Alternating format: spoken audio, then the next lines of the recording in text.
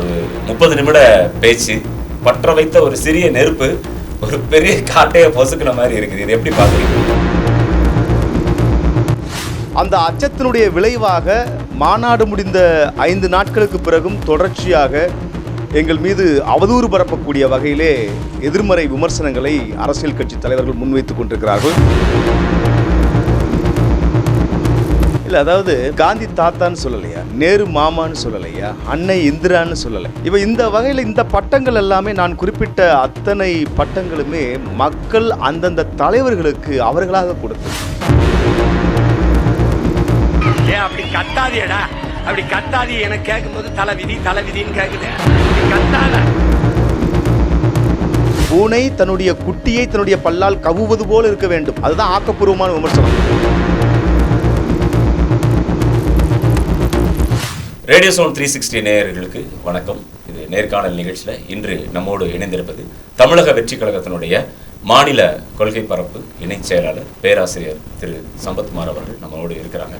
வணக்கம் சார். வணக்கம். ஒரு 30 நிமிட பேச்சு இன்னைக்கு சமூக வலைதளங்கள் மட்டுமல்லாது செய்தி ஊடகங்கள் அனைத்திலுமே பரபரப்பாக இன்றளவும் பேசிகிட்டே இருக்கிறாங்க. அதாவது ஒரு பற்ற வைத்த ஒரு சிறிய நெருப்பு ஒரு பெரிய காட்டையை பொசுக்கின மாதிரி இருக்குது. இது எப்படி பார்க்குறீங்க நீங்கள்? அதாவது முதல் மாநாடை பொறுத்தவரை எங்கள் கட்சி ஆரம்பித்து எங்களுடைய கொள்கைகள் என்ன, எங்களுடைய செயல் திட்டங்கள் என்ன என்பதை தமிழ்நாட்டு மக்களுக்கு தெரியப்படுத்துவதற்காக நாங்கள் அந்த மாநாட்டை நடத்தினோம். இப்போ இந்த மாநாட்டை பொறுத்தவரை ஒட்டுமொத்த மாநாட்டினுடைய மையமே எங்கள் தலைவருடைய உரை தான்.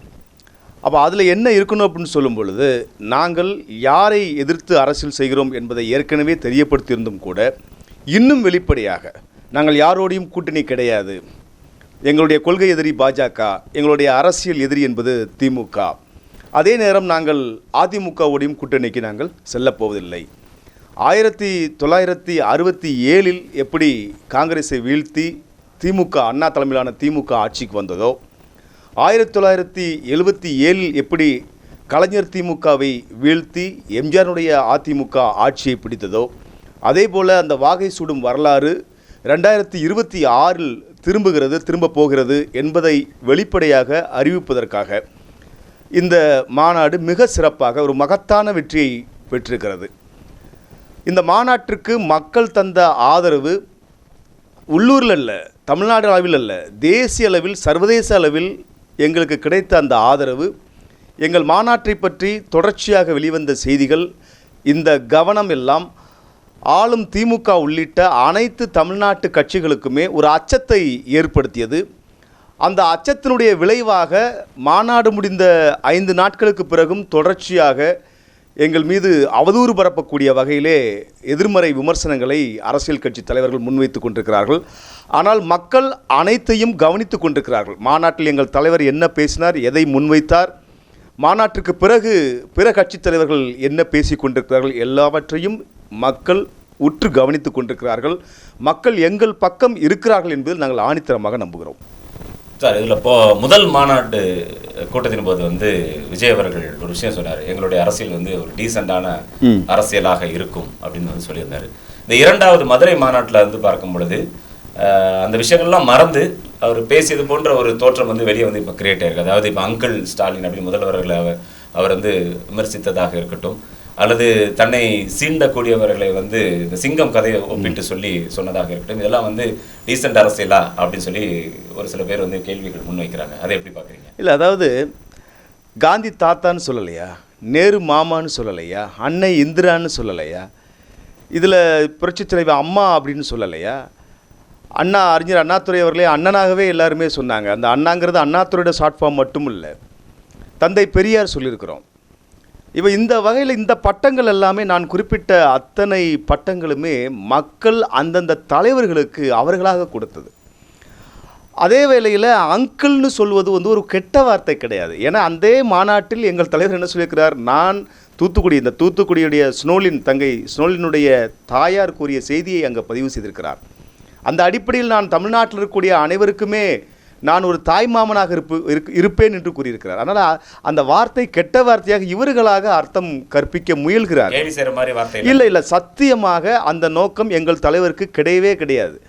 இதில் எங்கே நீங்கள் வந்து இதில் நம்ம வந்து ஒரு ஒப்பிட்டு பார்க்கலாம் அப்படின்னு சொன்னால், முதலமைச்சர் தன்னை அப்பா அப்பா என்று மக்கள் அழைக்க விரும்புவதாக அவருக்கு தேர்தல் வியூகங்களை வடிவமைக்கக்கூடியவர்கள் கூறிய அந்த யோசனைப்படி தன்னை அப்பா என்று எல்லோரும் அழைப்பதாக கற்பனை செய்து கொண்டு அந்த அப்பா என்கின்ற சொல்லை நிறுவ முயற்சிக்கின்ற பொழுது இது மக்கள் கொடுத்த பட்டம் கிடையாது, நீங்களாக உங்களுக்கு கொடுக்கப்பட்ட ஒரு பட்டம். எனவே அங்கிள் என்ற ஒரு வார்த்தையை அங்கே குறிப்பிடார்கள் தவிர அப்பாங்கிற அந்த பிம்பத்தை வந்து உடைக்கிறீங்க. நிச்சயமாக அது வந்து அப்பாங்கிறது மக்கள் யாரும் கொடுக்கலையே. என்ன அப்பா? தமிழ்நாட்டு இளைஞர்களை சீரழிக்கக்கூடிய டாஸ்மாகை மூடுவதற்கு முயற்சி செய்யாதவர் அப்பாவா? அவர் தான் அப்பாவா? இங்கே இருக்கக்கூடிய பெண் பிள்ளைகளுக்கு பாதுகாப்பு இல்லைன்னு சொல்கிறோமே, அதுதான் அப்பாவனுடைய மாநிலமாக இது? இன்னும் சொல்லப்போ நான் 2 விஷயத்த சொல்கிறேன். காவல்துறையில் பணியாற்றுபவர்களுக்கு இங்கே பாதுகாப்பு இல்லை, காவல்துறையினரால் மக்களுக்கு பாதுகாப்பு இல்லை. இது எப்படி பார்க்குறீங்க? இதுதான் ஒரு அப்பாவனுடைய ஆட்சி அது. அதனால் வந்து அங்கிள் என்று சொல்லுவது எந்த வகையிலும் அவதூறான சொல் கிடையாது, அது இயல்பாக உச்சரித்த ஒரு சொல். இதை வந்து பெருசுப்படுத்துகிறாங்க அப்படின்னா அவர்களுடைய நோக்கம் என்னவாக இருக்குன்னு எங்களால் புரிஞ்சுக்க முடியல. அது வீண் பழியை சுமத்தக்கூடிய ஒரு நபர்களாகத்தான் இருக்கிறாங்க. அவர்கள் மக்கள் பிரச்சனையை பற்றி பேசலை. நான் பின்னாடி வர்றேன் அதில். சார், இப்போ வந்து சீமான் அவர்கள் வந்து திரு விஜயை பற்றி வந்து நிறைய விமர்சனங்களை வைத்தாலுமே விஜய் தரப்புல வந்து அவர் பெரிய அளவில் வந்து எதிர்ப்பு எதுவுமே காட்டாமல் இருக்கிறாங்க.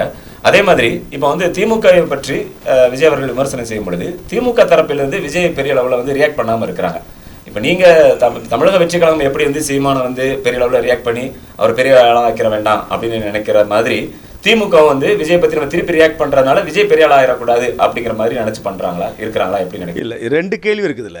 இப்போ முதல் கேள்வியை பொறுத்தவரை நாம் தமிழர் கட்சியினுடைய தலைமை ஒருங்கிணைப்பாளர் நான் சீமான் அவர்களை நாங்கள் அவரையோ அல்லது அவர் சார்ந்திருக்கக்கூடிய அந்த கட்சியோ நாங்கள் எதிரியாக பார்க்கவில்லை. ஏன்னா எங்களுடைய எதிரி யார் என்பதை நாங்கள் தீர்மானித்து விட்டோம். எங்களுடைய இலக்கு என்ன என்பது எங்களுக்கு தெரியும்.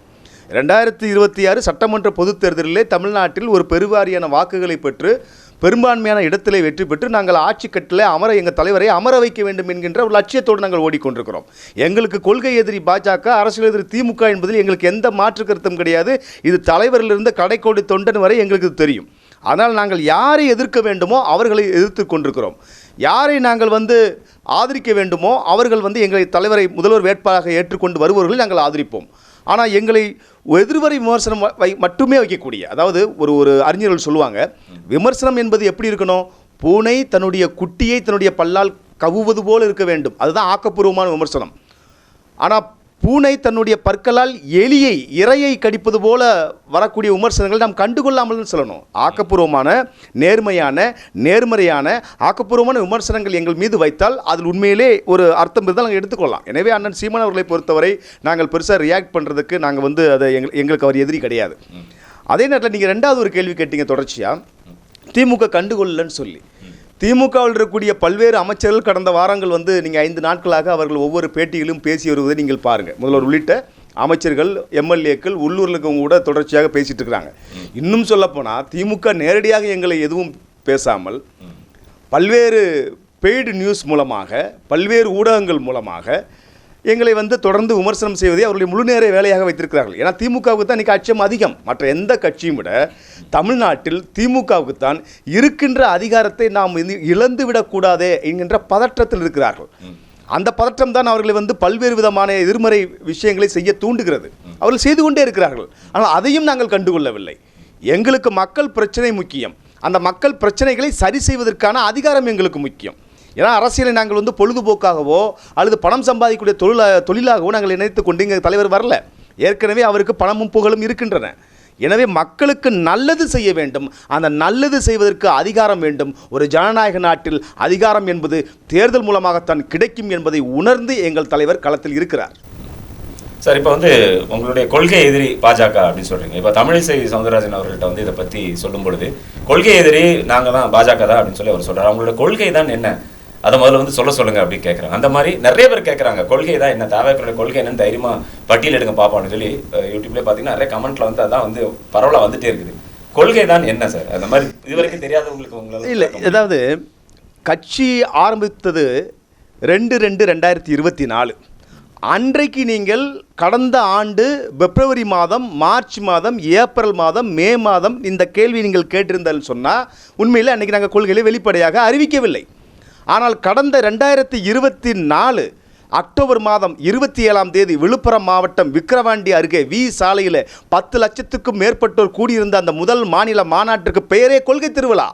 அங்கே எங்களுடைய பிறப்புக்கும் எல்லா உயிர்க்கும் என்கின்ற அடிப்படை குறிக்கோளை கொண்டு மதச்சார்பற்ற சமூக நீதி கொள்கைகள் என்பதை நான் தான் வாசித்தேன். எங்கள் தலைவருடைய பொற்கரங்களால் எங்களுடைய கட்சியுடைய கொள்கையை நான் பெற்றுக்கொண்டு ஒரு பேரறிவிப்பு செய்தேன். ஒரு வாழ்நாள் ஒரு புண்ணியம் பாக்கியம் எனக்கு கிடைத்திருக்கிறது. அந்த கொள்கையை மாநாடு முடிந்து இன்றைக்கி எத்தனை மாதங்கள் ஆயிடுச்சு? செப்டம்பர், அக்டோபர், நவம்பர், டிசம்பர், ஜனவரி, பிப்ரவரி, இன்றைக்கி பாருங்க ஆகஸ்ட் மாதம் ஆயிடுச்சு. அப்போ ஒரு புதிய கட்சி அரசியலுக்குள், தமிழ்நாட்டு அரசியலுக்குள் நுழைந்திருக்கிறது. ஒரு மிகப்பெரிய ஒரு மக்களால் விரும்பப்படக்கூடிய ஒரு நடிகர். ஏற்கனவே விஜய் மக்கள் இயக்கம் மூலமாக பல்வேறு நலத்திட்ட உதவிகளை செய்தவர். ஒரு பெரும் எண்ணிக்கையிலான ஆதரவாளர்களை கொண்டிருக்கக்கூடிய ஒருவர் தமிழ்நாட்டு அரசியலுக்குள் வருகிறார் என்று சொன்னால், அவர் கொள்கையை அறிவித்த பிறகு என்ன கொள்கை என்று இன்று எங்களை விமர்சனம் செய்பவர்கள் அறிந்து கொண்டிருக்க வேண்டாமா இல்லையா? அப்போ கட்சி கொள்கையை நான் தினந்தனமாக சொல்லிட்டு இருக்க முடியும். அதை பேரறிவிப்பு செய்தாச்சு. அந்த முதல் மாநாட்டிற்கு பேரே கொள்கை திருவிழா. அப்போ எங்களை விமர்சனம் செய்பவர்களுக்கு அரசியல் தெரியல. அவர்கள் அரசியல் அப்ரசண்டிகளாக இருக்கிறாங்க. அப்படி தான் சொல்லணும். வடிவேல் பாசையில் அரசியல் அப்ரசண்டிகள் தான் சொல்ல வேண்டியிருக்குது. ஏன்னா நாங்கள் யார் என்பதை தெரியப்படுத்திய பிறகும் எங்கள் கொள்கைகள் என்ன, எங்கள் ஆட்சிக்கு வந்தால் எங்களுடைய செயல் திட்டங்கள் என்ன என்பதை நாங்கள் ஏற்கனவே முதல் மாநாட்டில் வெளிப்படையாக தெரிவித்த பிறகும் அதை ஹோம்ஒர்க் பண்ணாமல் மறுபடியும் பழைய பல்லவியை பாடிக்கொண்டிருந்தால் அவர்கள் அரசியலுக்கு அன்ஃபிட், அவர்கள் அரசியலிலிருந்து காலாவதியாகி போனவர்கள். அதனால் அவர்கள் எங்களுடைய கொள்கைகளை, நாங்கள் வெளிப்படுத்திய கொள்கைகளை படித்துவிட்டு அதுக்கப்புறம் எங்களை விமர்சிக்க வேண்டும். ஏன்னா திரும்ப நாங்கள் அதையே சொல்லிட்டு இருக்க முடியாது. ஏன்னா கொள்கையை பற்றி நாங்கள் பல மேடைகளில் பேசியாச்சு. கொள்கை விளக்க பொதுக்கூட்டம் போட்டாச்சு. ஒவ்வொரு நேர்காணலையும் எங்களுடைய கட்சியோடைய சேர்ந்த நிர்வாகிகள் எங்கள் கொள்கை என்ன என்பதை தெளிவாக தெரிவித்துக்கிட்டே இருக்கிறோம். அது என்னென்னு தெரிஞ்சிக்க வேண்டியவங்க தெரிஞ்சுக்கலங்கிறதுக்காக நாங்கள் அதை பெருசாக பொருட்படுத்த முடியாது. மக்களுக்கு தெரியும் நாங்கள் என்ன கொள்கையை கடைபிடிக்கிறோம் என்பது. ரொம்ப அருமையாக சொன்னீங்க. இப்போ சமீப 2-3 நாட்களாக பார்த்தீங்கன்னா ஒரு பிக்சர் ரொம்ப வைரலாக போயிட்டுருக்கு. அதாவது விஜய் மேடையில் ஒரு ஸ்கிரிப்ட் வச்சு அவர் படிச்சுட்டு இருக்காரு. குறிப்புகள் வைத்து பேசுகிறாரு. அதில் இடதுபுறமாக திரும்பவும் வலதுபுறமாக திரும்பவும் இந்த வார்த்தையை உபயோகப்படுத்தும், அந்த மாதிரியான வார்த்தைகள்லாம் வந்திருக்கு. அது உண்மையா சார்? அது கொஞ்சம் அதாவது நீங்கள் எல்லா அரசியல் தலைவர்களும் ஒரே போன்று இருப்பதில்லை. சிலர் அண்ணாதுரை போல கலைஞர் கிடையாது, கலைஞரை போல ஸ்டாலின் கிடையாது, ஸ்டாலின் அளவு கூட உதயநிதி கிடையாது. இதை நீங்கள் ஏற்றுக்கணும். இப்போ நான் ஒரு விஷயம் சொல்கிறேன். இன்றைக்கு அரசியல் கட்சி தலைவராக இருக்கக்கூடிய எங்களுடைய ஆருயிர் அண்ணன் தளபதி விஜய் அவர்கள் 30 ஆண்டுகளுக்கு மேலாக தமிழ்நாட்டில் முன்னணியில் இருக்கக்கூடிய ஒரு நடிகர். நீங்கள் அதை தொழில்முறையாக நீங்கள் பாருங்கள். ஒரு நடிகராக இருப்பவரால் பக்கமாக ஒரு வசனத்தை மனப்பாடம் செய்யக்கூடிய அளவிற்கு ஆற்றல் அவருக்கு உண்டு. அப்படி இல்லைன்னா அங்கே நீங்கள் நடிக்க முடியாது. நீங்கள் சொல்கிறபடியே வச்சுக்கிட்டாலும் கூட அவருக்கு ஒரு தன்னுடைய பேச்சு இதுதான் பேசணும் என்பதை அவரே தயாரித்த அந்த குறிப்புகளை கூட அவரால் மனப்பாடம் செய்ய முடியாது அல்லது நினைவில் வைத்துக்கொள்ள முடியாதுலாம் சொல்ல முடியாது. அவர் பேர் ஆற்றல் வாய்ந்தவர் தான். ஆனால் ஒட்டுமொத்த ஊடகங்களும் எங்கள் தலைவருடைய உரையை கேட்பதற்கு தயாராக இருக்கிறார்கள்.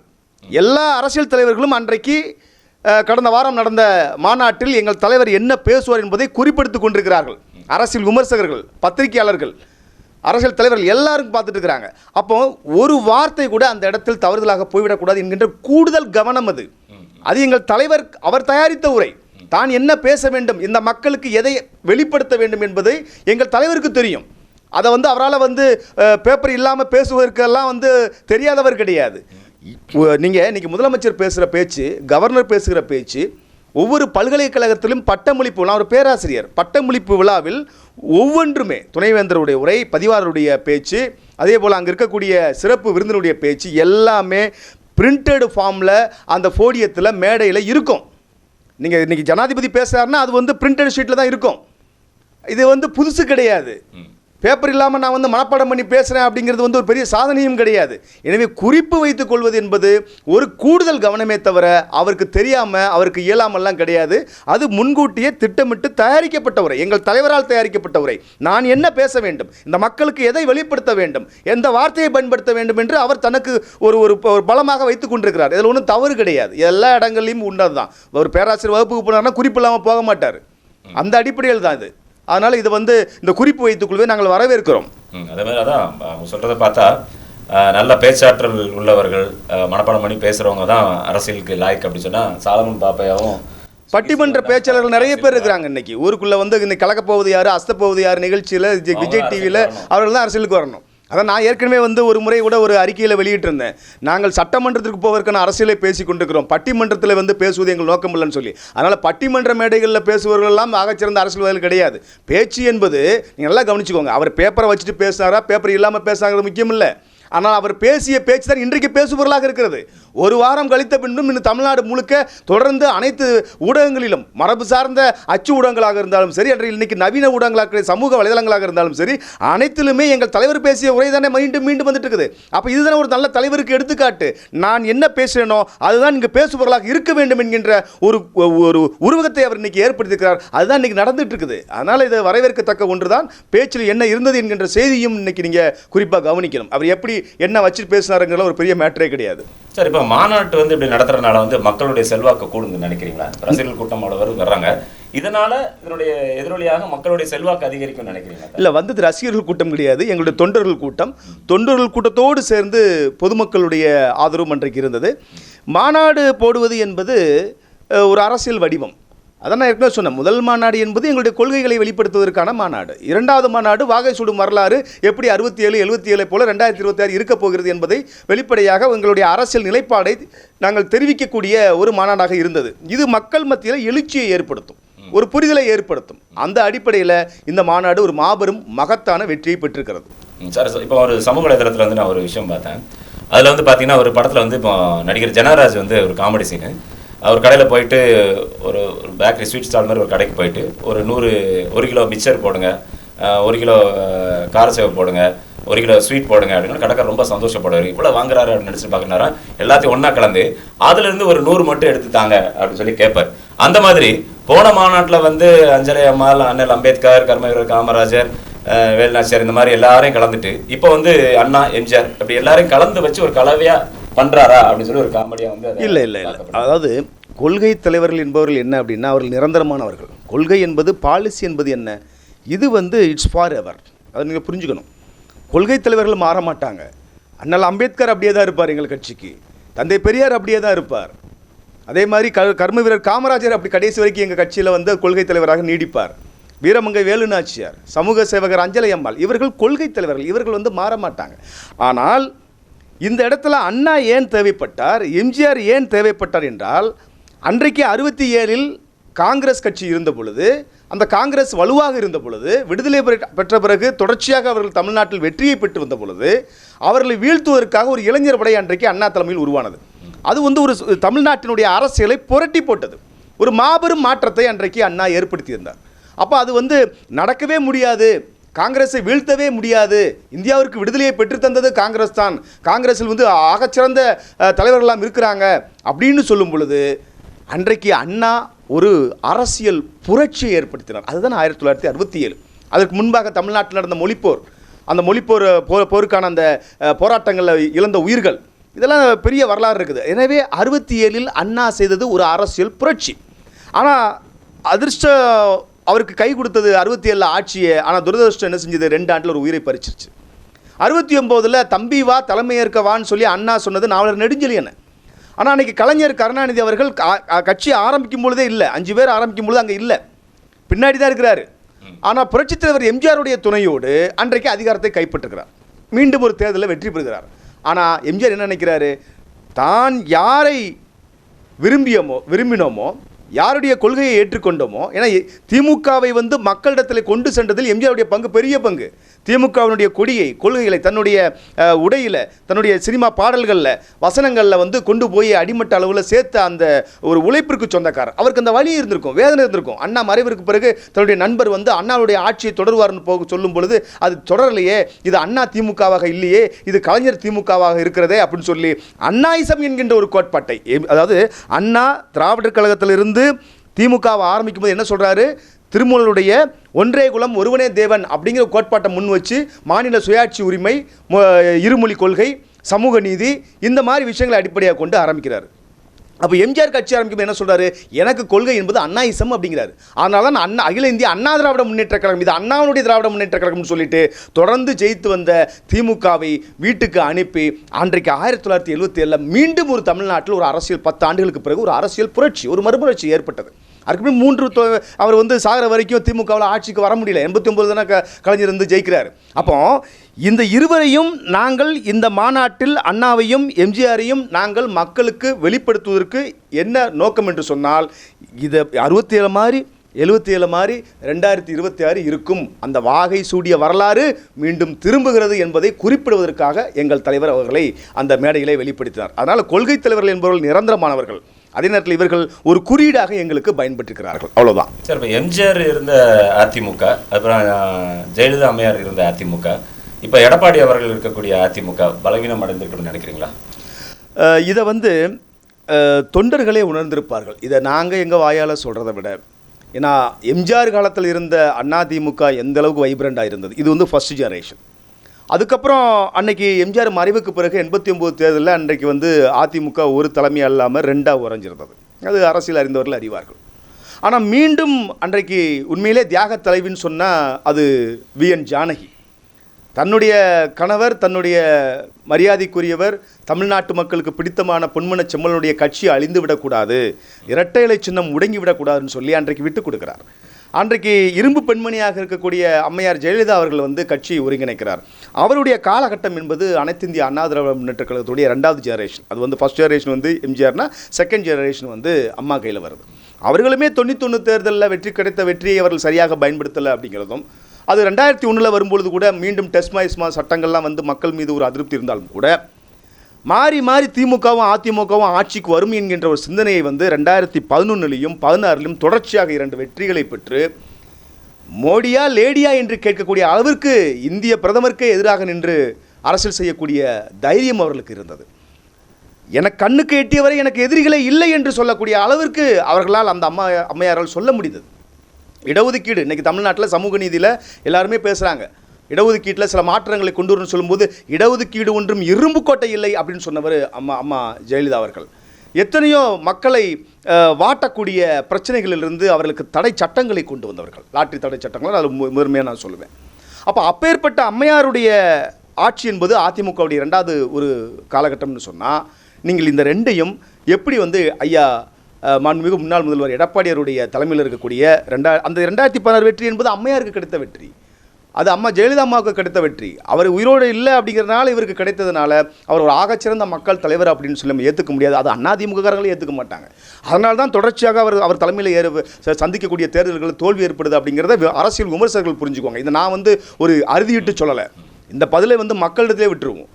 அதிமுக உறுப்பினர்கள்ட்ட மட்டும் இல்லை, பொதுமக்கள், தமிழக மக்கள் நல்ல அறிவாளிகள், அவர்கள் வந்து சீர்தூக்கி பார்க்கக்கூடியவர்கள். எம்ஜிஆர் தலைமையிலான அதிமுக, அம்மா புரட்சித்தலைவர் ஜெயலலிதா அம்மா அவர்கள் தலைமையிலான அதிமுக, இன்றைக்கி எடப்பாடியார் தலைமையிலான அதிமுக, இது எந்த அளவிற்கு வந்து எது வலுவாக இருந்தது, இது வலுவாக இருக்கிறதா என்கிற முடிவை நாம் மக்களிடத்தில் விட்டு விடுவோம். சார், அப்புறம் பார்த்திங்கன்னா மாநாடு முழுக்க வந்து அலங்கார விளக்குகள், அப்புறம் மின் விளக்குகள்லாம் ரொம்ப கிராண்டாக வந்து பண்ணியிருந்தாங்க. அந்த விளக்குகள்லாம் எரியப்படும் முன்பாகவே அவசர அவசரமாக மாநாடு முடிப்பதற்கு என்ன காரணம் சார்? அதாவது மாநாட்டு திடலிலே பாதுகாப்பு பணியில் ஈடுபட்டிருந்த அந்த அனுபவத்தில் சொல்கிறேன். இந்த கட்டுக்கடங்காத கூட்டம் அப்படிங்கிற சொல்ல நான் பயன்படுத்துகிறேன். எவ்வளோ பேர் சார் கூடியிருப்பாங்க? அதாவது தமிழ்நாட்டு ஊடகங்கள், இங்கே இருக்கக்கூடிய காவல்துறை, உளவுத்துறை எல்லாம் எவ்வளவு குறைத்து சொல்ல முடியுமோ அவ்வளோ தூரம் குறைத்து சொல்கிறாங்க. இந்த விஷயத்தில் நீங்கள் தேசிய ஊடகங்கள் கொடுத்துருக்கக்கூடிய புள்ளி விவரங்களை கவனிக்க வேண்டும். தமிழ்நாட்டில் இந்த மாநாட்டுக்காக வந்த பாதையில் இருக்கக்கூடிய டோல்கேட்டுகளில் மட்டும் கிட்டத்தட்ட 1 லட்சத்துக்கு மேற்பட்ட வாகனங்கள் வந்திருக்கிறதாக பதிவு இருக்குது. அந்த வாகனங்களுடைய ஆவரேஜ் பண்ணி பார்த்தீங்க அப்படின்னா இன்றைக்கி டைம்ஸ் ஆஃப் இந்தியாவே 15 லட்சம், கிட்டத்தட்ட 15 லட்சம் அப்படிங்கிற ஒரு கணக்கை கொடுத்துருக்குறாங்க. தமிழ்நாட்டில் இன்றைக்கு ஒட்டுமொத்த அரசியல் கட்சிகளும் பெரும்பான்மையான ஊடகங்களும் தமிழக வெற்றி கழகத்திற்கும் எங்களுடைய தலைவருக்கும் எதிராக இருப்பதை நீங்கள் உணர முடியும். அந்த வகையில் உளவுத்துறையும் பல்வேறு ஊடகங்களும் அரசும் இந்த எண்ணிக்கையை குறைத்து சொல்லியிருக்கிறார்கள். அந்த மாநாடு 10 லட்சத்துக்கு மேலங்கும் போது இது 15 லட்சத்துக்கு மேலே அப்படிங்கிறது மினிமமாக நான் என்னால் சொல்ல முடியும். ஸோ மிகப்பெரிய ஒரு கூட்டம் இருக்குது. இப்போ நீங்கள் கேட்ட கேள்வி, ஏன் வந்து விளக்குகளையெல்லாம் வந்து எரிப்படுவதற்கு முன்னாலே வந்து மாநாடு முடிஞ்சுது அப்படின்னா, இந்த கூட்டம் வந்து கூடிய கூட்டம், கூட்டிய கூட்டம் கிடையாது. ஒரு இட்டு தான் வித்தியாசம், ஆனால் அதுக்குள்ளே வேறுபாடு நிறைய இருக்குது. இதை வந்து நான் என்ன சொல்லியிருக்கிறோம், 4 மணிக்கு மாநாடுன்னு சொல்லியிருக்கிறோம். நாங்கள் 3 மணின்னு சொல்ல, 2 மணின்னு சொல்ல, 1 மணி சொல்ல, 10 மணின்னு சொல்ல, ஆகஸ்ட் 21 மாலை 4 மணின்னு சொல்லிட்டோம். ஆனால் முதல் மாநாட்டில் வந்து வெளியில் இருந்தவங்க என்ன செய்கிறாங்க, முதல் நாள் இரவே வந்துடுறாங்க, அதிகாலையிலே வந்துடுறாங்க. உச்சி வெயில், அதிகப்படியான வெயில், அப்போ அங்கே இருக்கக்கூடிய ஒரு காவல்துறை அதிகாரி ஒரு நண்பர் சொல்கிறாரு, நானும் என்னுடைய 20 ஆண்டுகளுக்கு மேலாக நான் காவல்துறை அனுபவத்தில் எவ்வளவோ கட்சிகளுடைய மாநாட்டில் தமிழ்நாடு முழுவதும் போய் பந்தோபஸ்து பண்ணி போயிருக்கிறேன். இந்த மாதிரி இந்த வெயிலில் யாரும் தலைவரை பார்க்க வேண்டும் என்பதற்காக நாங்கள் கஷ்டப்பட்டு இருந்ததை பார்க்கல. ஏன்னா இது கூட்டிய கூட்டம் கிடையாது. அப்போ இந்த கூட்டம் என்ன ஆகுது, தலைவரை பார்ப்பதற்காக அவர் பேச்சை கேட்பதற்காக அப்படியே நெருக்கமாக வந்து கொண்டே இருக்கிறார்கள். அப்போ நெரிசல் ஏற்படுகிறது. நாங்கள் போதிய மருத்துவ ஏற்பாடுகள் செய்திருந்தும் கூட பல பேர் அந்த வெயிலுடைய தாக்கத்தினால் அவர்கள் அந்த உற்சாக மிகுதியால் குரல் எழுப்பியதுனால சோர்வடைந்து நாங்கள் எவ்வளவோ தண்ணீர் மருத்துவ உதவிகள் அந்த எலக்ட்ரால் பொடி கலந்த தண்ணீரை கொடுத்து அவர்கள் மேலே ட்ரோனில் வச்சு தண்ணீர் தொளிச்சு எவ்வளவு முன்னேற்பாடுகள் செய்திருந்தும் கூட அவர்களுடைய உடல்நலத்தை கவனத்தில் கொண்டு காவல்துறை எங்களுக்கு அறிவுறுத்தியதன் பேரில் எங்களால் மாநாட்டை விரைவாக முடிக்க வேண்டிய ஒரு சூழல் ஏற்பட்டது. எங்களால் விரிவாக இந்த மாநாட்டை இன்னும் ஏன் அரை மணி நேரம் தலைவர் பேச கேட்குறீங்க, அவருக்கு பேசுவதற்கு நிறைய செய்தி இருந்தது. ஆனால் மக்கள் கூட்டம் நெருங்கி கொண்டே வந்ததனால் அது காவல்துறையுடைய அறிவுறுத்தலின் பேரில் அங்கே மக்களுடைய அந்த நிலைமையை கட்டுக்கடங்காத கூட்டம் இருந்ததுனால அந்த அன்புக்கு நாங்கள் கட்டுப்பட்டு கொஞ்சம் விரைவாகவே முடிக்க வேண்டிய ஒரு சூழல் ஏற்பட்டு விட்டது. சரி சார், இப்போ நிறைவாக ஒரு கேள்வி. நான் 2026 வாக்களிப்பதற்காக அந்த வாக்குச்சாவடிக்கு போகிறேன். அந்த பட்டனை அழுத்துறதுக்காக நான் பார்க்குறேன். தாவேக்கானுடைய சின்னம் அங்கே இருக்கின்றது. அந்த அழுத்துறதுக்கு முன்னால் எனக்குள்ள ஒரே ஒரு கேள்வி தான், நான் ஏன் தாவேக்கா பட்டனுக்கு அழுத்தி வாக்களிக்கணும்? வெரி குட், நல்ல கேள்வி. அதாவது நீங்கள் எங்களுக்கு சின்னம் இன்னும் வழங்கப்படலை, அதனால எங்கள் தலைவர் சொன்னார் என்னுடைய முகம்தான் சின்னம் அப்படின்னு சொன்னார். அது தேர்தல் தேதி அறிவிக்கப்பட்ட பிறகு நாங்கள் தேர்தல் ஆணையத்தில் ஒரு சின்னம் வாங்கிடுவோம், அதை உடனடியாக கொண்டு போய் எங்கள் மக்கள்கிட்ட சேர்த்துட முடியும். ஆனால் நீங்கள் அந்த வாக்குச்சாவடிக்கு போய் அந்த இயந்திரக்கு முன்னாடி நின்று எந்த பட்டனை அமுக்கணும்னு சொல்லும்பொழுது ஏன் தாவேக்காவுக்கு வாக்களிக்க வேண்டும்னு சொன்னால், தாவேக்காவை தவிர்த்து மேலே இருக்கக்கூடிய கட்சிகளில் 2 கட்சிகள் முக்கியமான கட்சிகள், திமுகவும் அதிமுகவும். இந்தியா ஒரு ஜனநாயக நாடு, ஒரு மாட்சிமை தாங்கிய மக்களாட்சி தத்துவத்தை நாம் கடைப்பிடிக்கிறோம். இந்த மக்களாட்சி தத்துவத்தில் ஒரு கேள்வி மட்டும் நான் உங்கள் முன்னாடி வைக்கிறேன், நம்மை நாமே ஆளலாம் என்பதுதான் அதனுடைய ஒரு அடிப்படை, அதான் மக்களாட்சி. ஆனால் நீங்கள் திமுகவிலையும் அதிமுகவிலையும் பாருங்கள், 2 கட்சிகளையுமே தொடர்ச்சியாக ஒவ்வொரு தொகுதியிலும் ஒவ்வொரு மாவட்டத்திலும் யாரோ ஒருத்தர் மட்டுமே திரும்ப ஒரு மன்னராட்சி மாதிரி ஒரு ஜமீன் முறையை கொண்டு வந்துட்டு இருக்கும் பொழுது நீங்கள் நல்லா யோசிச்சு பாருங்கள், தாவேக்காவில் போட்டியிடக்கூடிய 234 பேரும் ஒருவேளை கூட்டணி அமைந்தாலும் கூட எங்கள் கட்சியின் சார்பில் போட்டியிடக்கூடிய 100% பேரும் புதிய தலைமுறை வேட்பாளராக இருப்பார்கள், உங்களில் ஒருவராக இருப்பார்கள், உங்கள் வீட்டு பிள்ளையாக இருப்பார்கள், அவர்கள் இளைஞர்களாக இருப்பார்கள், அவர்கள் படித்தவர்களாக இருப்பார்கள், அவர்கள் ஊழல் கரைப்படாதவர்களாக இருப்பார்கள். அந்த உங்களில் ஒருவருக்கு அதிகாரத்தை வழங்குவதற்காக நீங்கள் வாக்களிக்க வேண்டும். அந்த சிந்தனை தான் அந்த இடத்திலே வர வேண்டும். ஒரு நல்ல மனிதரை ஆட்சி கட்டிலே அமர்த்துவதற்கு, அதிகாரம் கிடைத்தால் மக்களுக்கு நல்லது செய்வேன் என்று நினைப்பவருக்கு உங்கள் பொன்னான வாக்கு விழ வேண்டும் என்கின்ற எண்ணத்தோடு அந்த இடத்திலே எங்கள் தமிழக வெற்றிக் கழகத்துடைய வேட்பாளருக்கு அருகில் இருக்கக்கூடிய அந்த பொத்தானை நீங்கள் அழுத்த வேண்டும் என்கின்ற வேண்டுகோளை இந்த இடத்துல வைத்து விடைபெறுகிறேன். நன்றி. நேரம் உங்களுடைய பொன்னான நேரத்தை எங்களுக்காக ஒதுக்கி நேர்காணலில் கலந்து கொண்டதற்கு நன்றி சார். நன்றி. மீண்டும் மற்றும் ஒரு நேர்காணல் நிகழ்ச்சியில் உங்களை சந்திக்கின்றேன். வணக்கம்.